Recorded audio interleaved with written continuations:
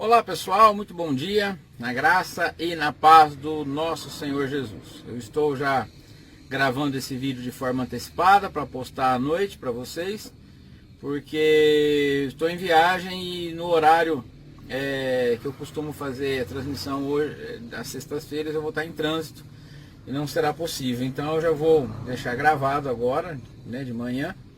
E à noite estarei postando à noite. Então você vai estar vendo esse vídeo por volta das 8 horas, que é o horário que a gente costuma estar junto, ok? Meu nome é Pastor Fabiano, né? E nós somos da Igreja Presbiteriana Renovada de Rio Preto, da Vila Romana.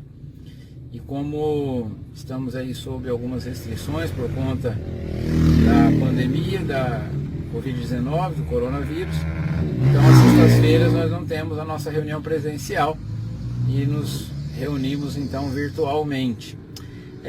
No nosso último encontro, nós terminamos uma série de mensagens na carta do apóstolo Paulo a Filemon, e eu quero a partir de hoje iniciar uma nova série com vocês. Espero que possa contar com a companhia de todos vocês nessa nossa nova caminhada. Nós vamos meditar um pouco, refletir um pouco a respeito das parábolas de Jesus. Nós vamos fazer a exposição de todas as parábolas que foram contadas por Jesus e estão mencionadas no Novo Testamento, tá certo? E, inclusive, algumas delas, para quem acompanha o nosso ministério, estão inseridas no Sermão do Monte, que nós já fizemos a exposição de todo o Sermão do Monte na nossa igreja, não é? E então eu mesmo assim estarei fazendo essas exposições nessa série novamente, aquelas parábolas que já foram citadas no Sermão do Monte, e as demais também nós estaremos fazendo a exposição. O nosso texto de hoje fica no Evangelho de Mateus, capítulo 7, dos versos 24 a 29, não é? E eu quero ir fazendo a leitura do texto com você conforme nós formos fazendo a exposição. Vamos fazer uma oração? Senhor, nós estamos felizes por estar na Tua presença. Ó Deus amado, nós queremos, ó Pai, meditar na Tua palavra nesse momento. Te pedimos que a Tua graça, a Tua misericórdia, o Teu amor estejam sobre nós, que nós tenhamos, ó Deus, a iluminação do Teu Espírito Santo, a graça do Senhor, para compreender a Tua palavra. Nós possamos, ó Deus, estar quebrantados, com os nossos corações preparados para colocá-la em prática, aplicá-la à nossa vida, Pai. Não deixe que essa mensagem da qual vamos compartilhar nesse momento seja para nós apenas mais conhecimento. Porque se nós tivermos um conhecimento maior e continuarmos sem praticar aquilo que aprendemos, nós só tornaremos ainda mais culpados, mais negligentes. Então não nos deixe ficar assim. Nós queremos conhecer a Tua palavra e queremos que essa palavra seja para nós prática, que ao término dessa reflexão nós já comecemos a colocá-la em prática na nossa vida, para que possamos, ó Deus, Te conhecer melhor e nos conformarmos mais à imagem do Teu Filho Jesus Cristo. Fica conosco, é o que nós pedimos em nome de Jesus. Amém. Muito bem. É comum a gente ver nas reportagens, e algumas pessoas têm, como se diz, a tristeza de ver pessoalmente tragédias naturais. Nós tivemos no começo do ano, por exemplo, no Guarujá, não é aqui no Brasil, no estado de São Paulo. Lá no Guarujá houve deslizamento de terra, inundação. Isso acontece em vários lugares, várias cidades, em vários países do mundo, não é? E quando a gente vê essas tragédias naturais, o que a gente constata quase sempre é que é onde o estrago é maior, é onde as casas são mais humildes, mais simples, feitas com menos condição, sem projeto, sem planejamento, e nesses lugares a tragédia é maior, os desabamentos são mais graves e o número de mortes é bem maior. Nós vemos também que alguns outros lugares já passaram tantas vezes por esse tipo de situação que as casas já são construídas pensando na possibilidade, ou talvez até na iminência, de um desastre natural, um deslizamento, uma enchente, um furacão, alguma coisa desse tipo, terremotos. E em muitos lugares as construções já são planejadas e construídas para suportar essas dificuldades, essas tribulações. Jesus estava no final do Sermão do Monte, que é o sermão onde ele estabelece os padrões do reino, as diretrizes do reino de Deus. Jesus estava já no encerramento do sermão, falando a respeito de julgamentos. Jesus fala no final do sermão a respeito do perigo de nós julgarmos as pessoas, de como nós devemos julgar as coisas, de como nós devemos julgar a nós mesmos, não é? E ele vai falando sobre tudo isso. E nesse texto que estamos meditando aqui, Jesus está falando como que a gente vai julgar toda aquela palavra, todo aquele sermão que ele estava terminando de pregar. Ele está falando como seria a maneira com que as pessoas iam tratar daquela mensagem toda que eles estavam recebendo, das bem-aventuranças, do caráter do discípulo e assim por diante. E nessa hora aqui, Jesus trata dessa questão justamente, de qual seria a resposta que as pessoas que estavam ouvindo as suas palavras dariam àquele sermão e àquela palavra que estava sendo pregada. Não é como as pessoas estavam ouvindo e qual seria a atitude delas a partir daquele momento. E é uma palavra importante para nós refletirmos também a respeito da nossa vida, a respeito de como a gente trata os ensinamentos de Deus que nos são ministrados.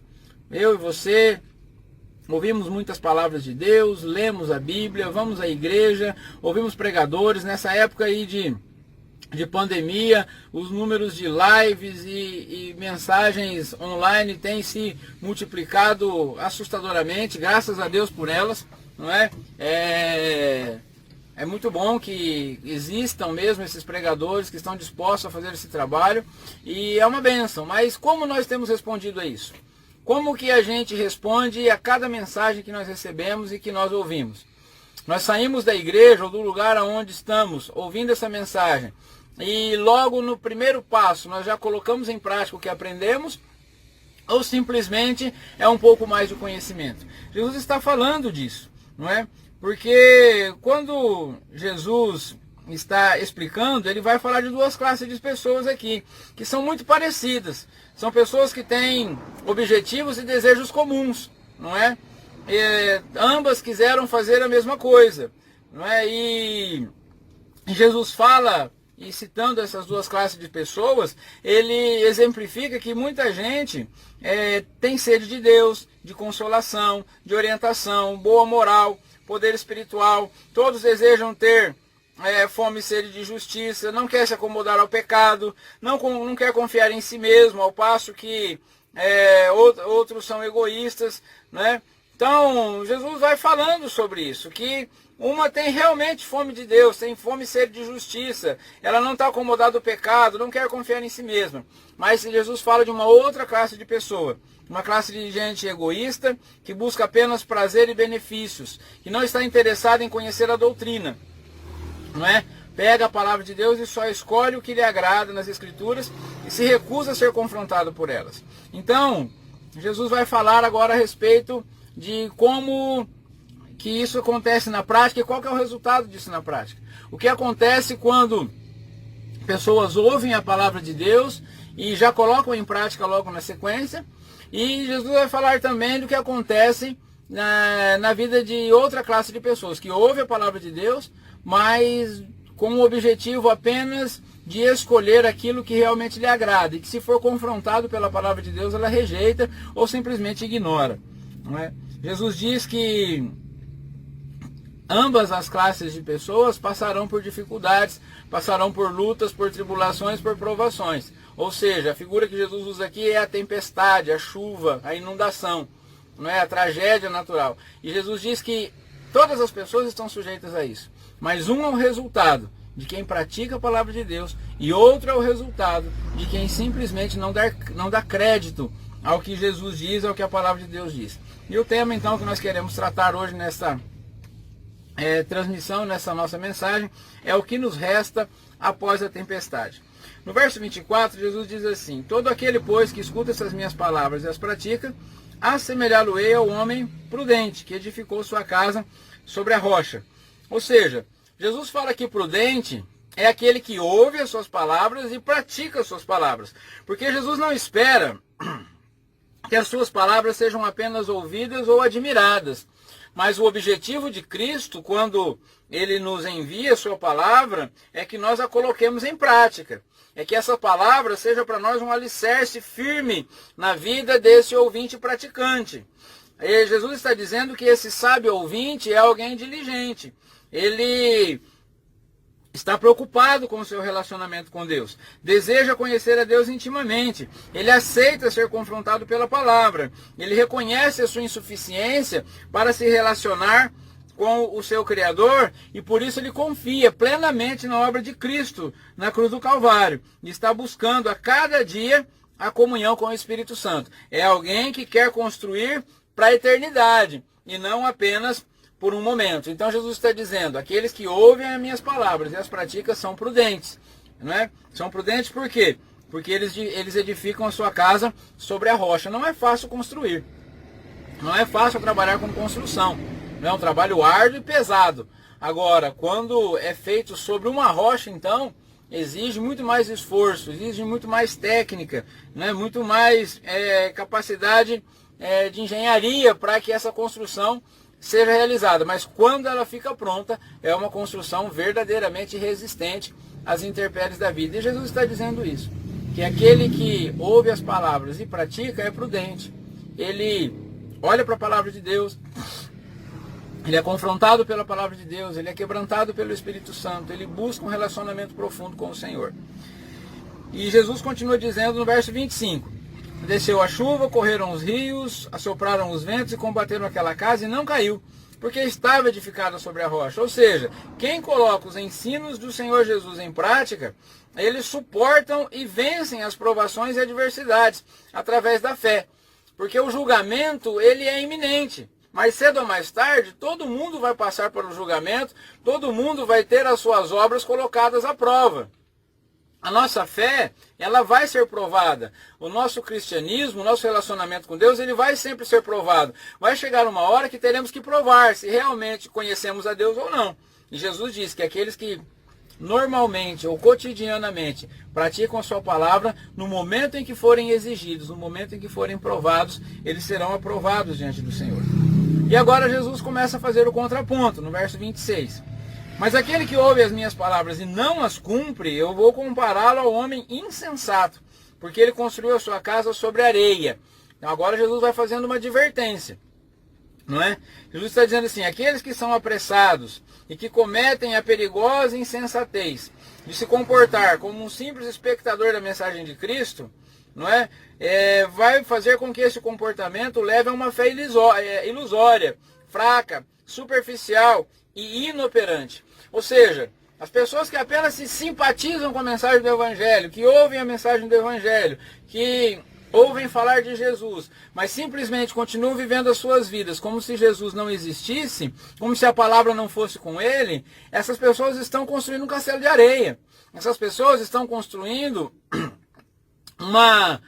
como que eu vou dizer assim, uma cidade apenas cenográfica. No momento em que forem exigidas, elas não suportarão. Isso é muito perigoso, porque Jesus está dizendo, essa fé de espectador, essa fé de consumidor, não é, do Evangelho, das pregações, e que não transforma a nossa vida em praticante do Evangelho, é uma fé fraca, ela é superficial. Na hora do aperto, ela não vai dar resultado. Na hora das lutas, ela vai te deixar em desespero, porque você vai ver que não tem realmente profundidade e conhecimento com Deus. Essas pessoas negligentes, apressadas, desprevenidas, indisciplinadas, que acham que vão dar conta do recado sozinhas, acham que a fé e a espiritualidade é algo que não faz diferença, que a gente pode ir levando de qualquer jeito, vão perceber nesses momentos de dificuldades que eles assumiram um risco muito grande ao ignorarem os processos que são necessários para a construção de uma fé forte, de uma fé verdadeira,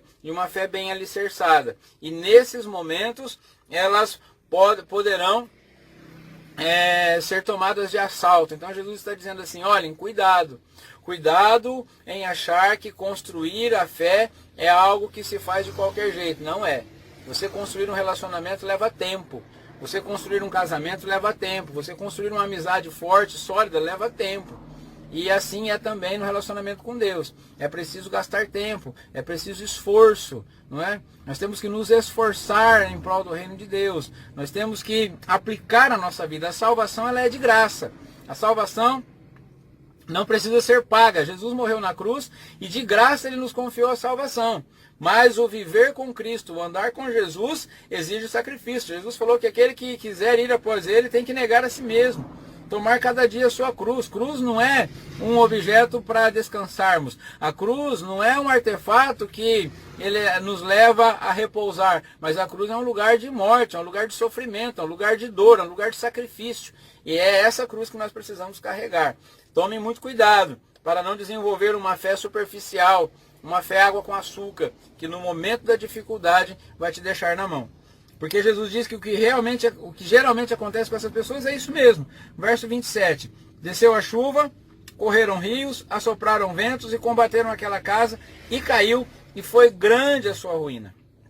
Aqui nessas palavras de Jesus, o que a gente percebe é que tanto os prudentes como os insensatos estão sujeitos às adversidades. Não é porque você tem uma fé bem alicerçada e fundamentada em Cristo que você não vai ter lutas. Não é porque você ignora a palavra de Deus que você não terá lutas. Não. Todos passam pelas mesmas adversidades. As adversidades, elas são inevitáveis. As adversidades, elas são progressivas. Você já percebeu quando uma coisa começa a ficar difícil, ela tende a se agravar? Acontece um problema hoje, parece que aquele problema já puxa outro, que já puxa outro, e você fala, meu Deus, mas como é que tanta coisa ao mesmo tempo, não é? Mas o interessante também é que Jesus fala que as adversidades também são temporárias, elas são inevitáveis, elas são progressivas, mas são temporárias. O texto fala que desceu a chuva, correram rios, assopraram os ventos, não é? Então foi progressiva e a casa caiu, foi grande a sua queda, mas depois que a casa caiu, a tempestade passou. Não é? Ao final da tempestade, a bonança se fez. Muito bem, perdão, o vídeo foi interrompido. E como eu estava dizendo, a tempestade passa, não é? E aí, se você construiu bem, quando a tempestade passar, no intervalo entre uma tempestade e outra, você vai desfrutar dos benefícios da fé bem alicerçada, não é? Que você vai ter, porque você suportou as adversidades, porque tinha uma fé bem estabelecida e agora tem um momento de descanso. Agora, aqueles que não têm essa fé bem fundamentada, quando a tempestade passar, o que vai ficar é a vergonha, o que vai ficar é a ruína, o que vai ficar é a queda. O texto fala que quando a casa cai, quando a tempestade passa, a queda foi grande. As pessoas, elas que não praticam as palavras de Jesus, elas não conseguem suportar as provações. A fé é ilusória, é fraca, não é suficiente, e o dano que a tempestade provoca na vida dessas pessoas é muito maior do que na vida daquelas outras que praticam a palavra de Jesus. Com isso a gente conclui que o teste ao qual a nossa fé é submetida no mundo é um prenúncio também do julgamento que ocorrerá na eternidade. E o resultado de um está intimamente relacionado ao outro, mas o último julgamento é final. As lutas, as provações, as tentações desse mundo, elas passam, não é? Mas elas estão nos preparando para um julgamento final, iminente, não é? Do qual não teremos segunda chance, não vai ter uma maneira de nos prepararmos para um segundo julgamento. Então, quem pratica as palavras de Jesus agora, fundamenta bem a sua fé, ele não só suporta e vence as tribulações desse mundo, mas está se preparando para o último julgamento, quando tiver que se encontrar com o Senhor, que é o momento em que finalmente a fé será posta à prova e uma prova definitiva, não é? E o resultado da fé que nós vivemos aqui, o resultado que ela nos dá diante das provações, está ligado ao resultado que nós teremos também quando tivermos que ser julgados finalmente pelo Senhor. Versos 29 a seguir, não é? Aí o Sermão do Monte termina, né? Logo depois dessa parábola que Jesus contou, que concluindo ele esse discurso, a multidão se admirou da sua doutrina, porquanto nos ensinava como tem... Muito bem, desculpe aí, mas essa última interrupção, tá bom? Eu creio que agora a gente consegue terminar. Muito bem, E então o texto nosso termina, não é, com o autor aqui do Evangelho de Mateus dizendo que aconteceu que quando Jesus concluiu esse discurso, a multidão se admirou da sua doutrina, porquanto ele os ensinava como tendo autoridade e não como os escribas. Por que as pessoas se maravilharam, ficaram encantadas com a maneira de Jesus falar? Porque Jesus tinha autoridade para falar, porque a palavra emanava dele. A vida dele era a própria palavra que ele ensinava. Ele não estava apenas fazendo um discurso, não estava apenas dando uma aula de algo que havia aprendido de alguém, mas Jesus Cristo era a própria palavra encarnada, o Filho de Deus, o nosso Salvador. Ele próprio era a palavra. Então, a reação daquelas pessoas e de todos aqueles ainda hoje que se deparam com a mensagem de Jesus, também deve ser assim, uma reação de admiração, de temor, de reverência, porque a doutrina de Jesus, ela não se compara a nada que qualquer um de nós tenha visto ou possa produzir.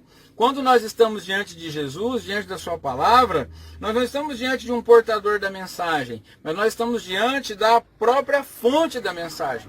A palavra de Deus, a Bíblia, aquilo que Jesus nos ensinou e que os apóstolos nos ensinaram, conduzidos pelo Espírito Santo, é a fonte da palavra de Deus. Não é algo que foi ensinado, mas é a própria palavra sendo ministrada. Jesus é a fonte da palavra. Jesus não precisava de citações externas, né? O Sermão do Monte, essas parábolas que nós vamos estudar, é uma mensagem de Jesus e sobre Jesus.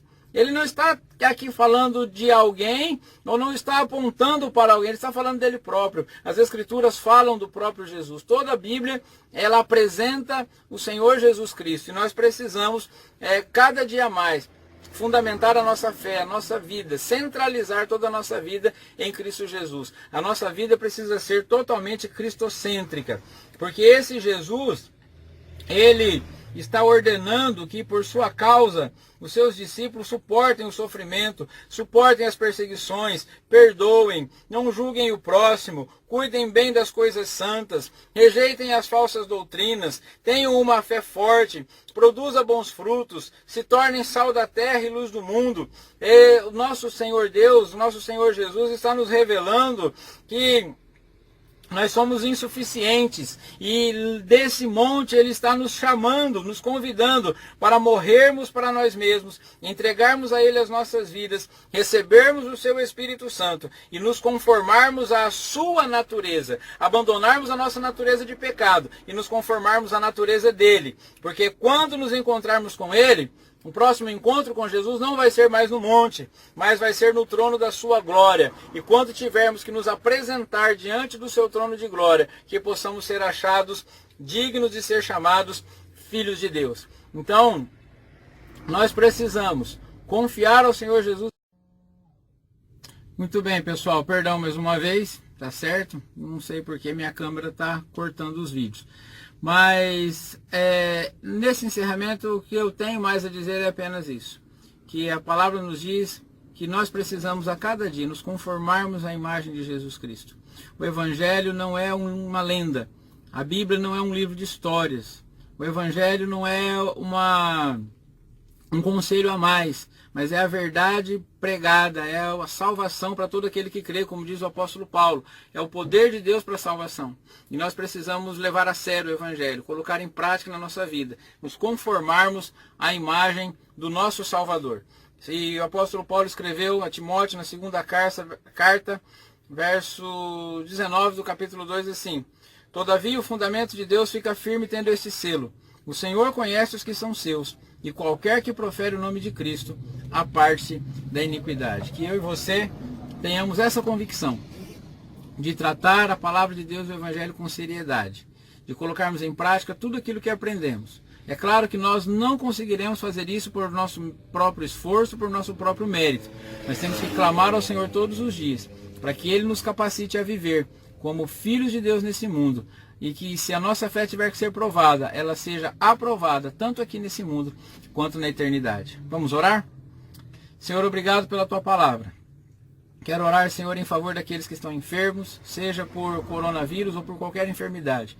Que o Senhor visite agora com uma unção de cura e de libertação aonde estiverem, e que a tua graça se manifeste, o poder que há no nome de Jesus, Pai, possa fazer um milagre e as pessoas testemunhem da tua graça. Obrigado por essa palavra. Capacita-nos a cada dia, Senhor, a sermos essas pessoas que ouvem as suas palavras e as praticam, para que, se a nossa fé for provada nesse mundo, nós saiamos das lutas, ó Deus, para descansar à sombra do Onipotente. E se, ó Deus amado, nós vivermos dessa forma, temos a certeza e a convicção de que no julgamento final também seremos recebidos pelo Senhor. Obrigado, Senhor, por essa palavra, por essa nova série. Dá-nos perseverança para continuar até o fim, em nome de Jesus. Amém. Amém. Muito bem, no domingo continuaremos com mais uma parábola de Jesus. Um grande abraço a todos e fiquem com Deus.